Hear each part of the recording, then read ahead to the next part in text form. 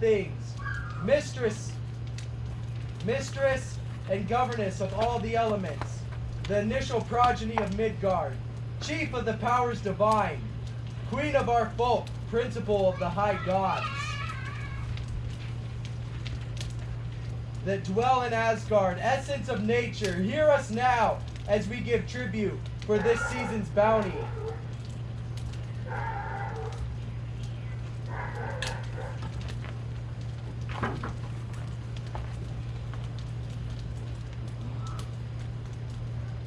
So, Frey, the god of love, passion, ecstasy, fertility, prosperity, and peace. The god of the people, the hardworking, our connection to the working class. Our connection as the working class to the wild earth and nature. To me, Frey is the Lord.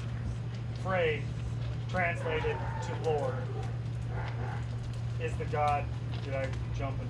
No.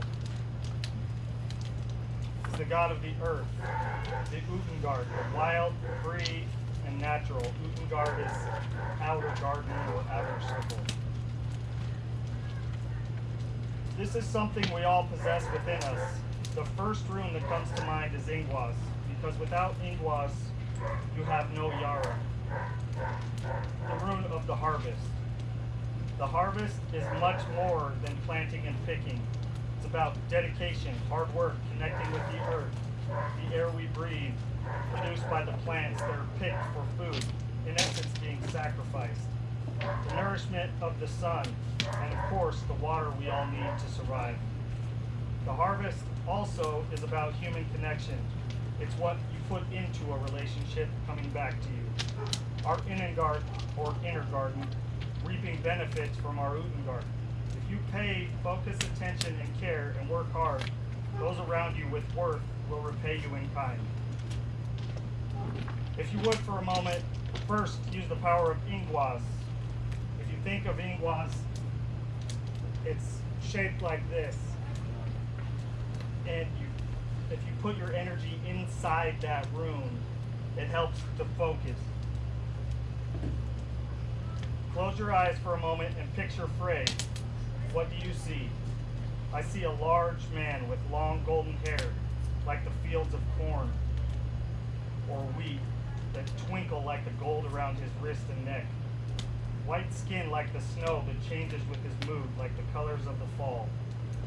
I see a well-cared-for person, a highborn with calloused hands, connecting him to the working class. A green tunic with gold sewn in, much like the undergrowth of the forest. Pants the color of rock that has been washed by a stream. I see brown leather shoes, the color of the earth that Frey connects us to. The great Gullenbursti, gold-bristled boar, shining like the sun that nourishes not only plants, but all of us as well. Frey is an example for us all, to sacrifice himself and leave his home in Vanaheim for the betterment of the tribe. Hail! Hail! Hail! Got a little poem here I wrote. Yeah, you. Oh, I see what you mean. The horse was a sacred animal among the Teutonic tribes from the first moment of their appearance in history. Tacitus has related how in the shade of those woods and groves which served them for temples, white horses were fed at the public cost, whose backs no mortal man had crossed, whose neighings and snortings were carefully watched as auguries and omens, and who were thought to be conscious of divine mysteries. In Persia, too, the classical reader will remember how the neighing of a horse decided the choice for the crown. In England, we have only to think of the Hanks and horse, the twin heroes of the Anglo-Saxon migration, as the legend ran, heroes whose names meant horse, and the veil of the white horse in Berks, where the sacred form still gleams along the down, to be reminded of the sacredness of the horse to our forefathers.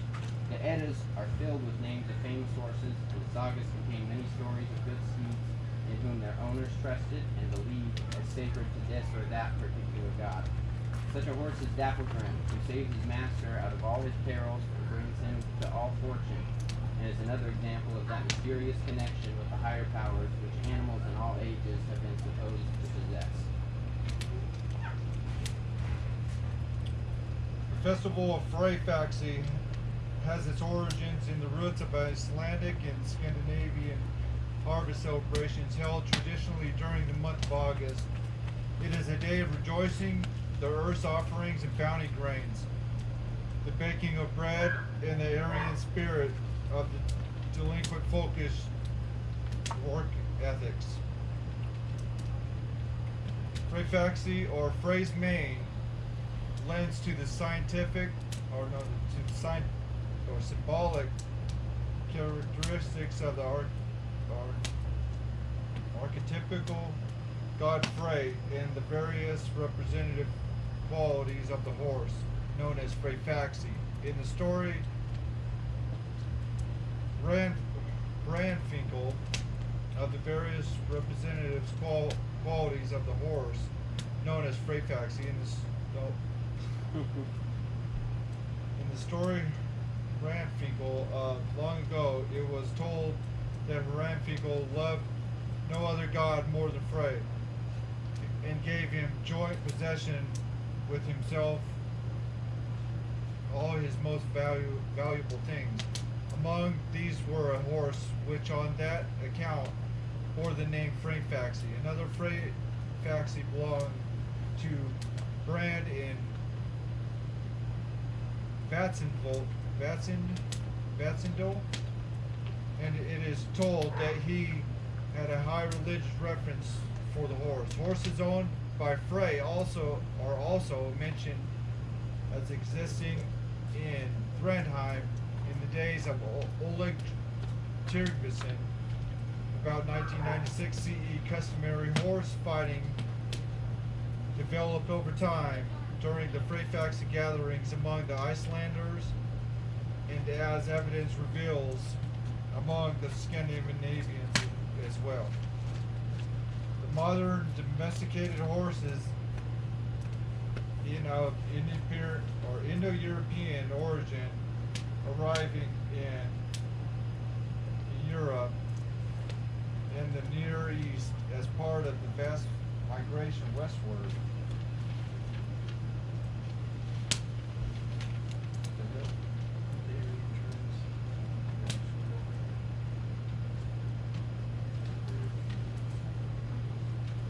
Barbarian tribes. The horse has held or had specific associations with the nomadic warriors in yeomen alike, and was often symbolic with the sun, one of the major powers of life.